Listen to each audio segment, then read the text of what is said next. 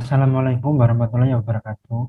Perkenalkan, kami dari kelompok 5 yang beranggotakan Apriano Tevi, Salsabila Alfida Wulandari, Miswara Kusumawati, Endam Gultom, dan Latif Ahmad Fauzi akan memaparkan hasil kerja kami mengenai case study dan project based learning mata kuliah Hukum Ketenagakerjaan K2. Apakah ada pelanggaran yang dilakukan si cepat dalam kasus tersebut? Ada. Si cepat melakukan pemutusan hubungan kerja secara sepihak dan cara yang ditempuh untuk melakukan pemutusan hubungan kerja tersebut dianggap tidak adil karena memaksa karyawan menandatangani surat pengunduran diri yang diberikan oleh perusahaan agar perusahaan tidak membayar pesangon dan hak lainnya bagi kurir.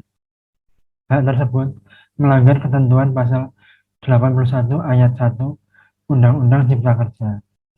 Meskipun pada akhirnya manajemen si cepat mengakui ada kesalahan prosedur pada saat melakukan pemutusan hubungan kerja yang seharusnya hal tersebut hanya dilakukan kepada karyawan yang bermasalah. Kini hasil pekerjaan dari 365 karyawan tersebut sedang dievaluasi karena kinerja mereka menunjukkan low productivity dan mereka masih dipekerjakan. Yang kedua, apakah ada pelanggaran yang dilakukan oleh pekerja si cepat di dalam kasus tersebut? Menurut kami, jika mengenai kinerja karyawan telah diatur di dalam peraturan perusahaan atau perjanjian kinerja, maka karyawan tersebut telah melakukan pelanggaran. Karena di dalam pasal 81 Undang-Undang Cipta Kerja, pihak perusahaan dapat melakukan PHK terhadap karyawan yang melanggar perjanjian tersebut. Dengan catatan perusahaan harus memberikan surat peringatan sebanyak 3 kali. Di dalam hal ini, karyawan telah melakukan penurunan kinerja, kemudian karyawan tersebut diberikan di dalam tahap evaluasi.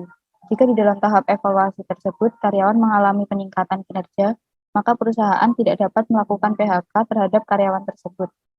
Next. Jika Anda menjadi direktur si cepat, upaya apa yang dapat Anda lakukan untuk menyelesaikan persoalan yang terjadi?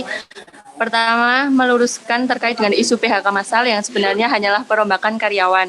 Kemudian mensosialisasikan terkait dengan tujuan dari perombakan dan evaluasi karyawan. Dengan melihat hasil evaluasi, maka saya akan menentukan karyawan yang akan tetap bekerja dan yang akan ter-PHK. Itu pun dengan alasan yang masuk akal dan murni karena hasil evaluasi.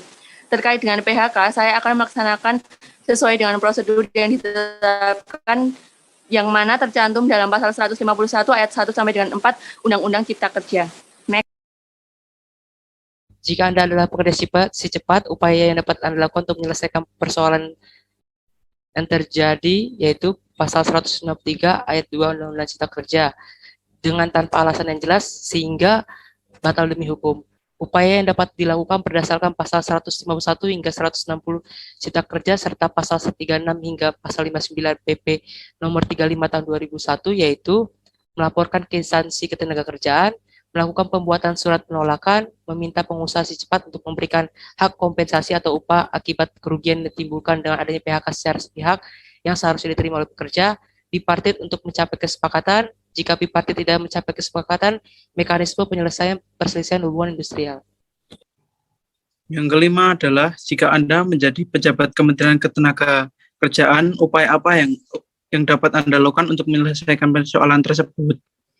Solusi yang tepat dengan adanya pemecatan sepihak adalah Kementerian mengadakan diskusi antara Kementerian dengan si cepat yang bertujuan agar mendapatkan solusi. Setelah dilakukan investigasi, ternyata PT Si Cepat menyalahgunakan wewenang. Kemudian Menteri juga tegas dalam hal ini. Jika tidak dikerjakan kembali, maka akan diberikan sanksi tegas dari pihak kementerian. Berkat pertemuan dari PT Si Cepat mengakui adanya kesalahan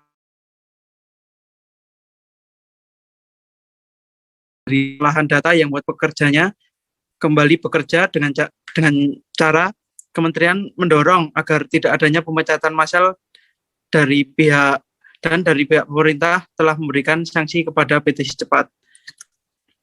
Ya, mungkin itu saja yang dapat kelompok kami sampaikan. Kurang dan lebihnya mohon maaf. Wabillahi taufiq wal hidayah. Wassalamualaikum warahmatullahi wabarakatuh.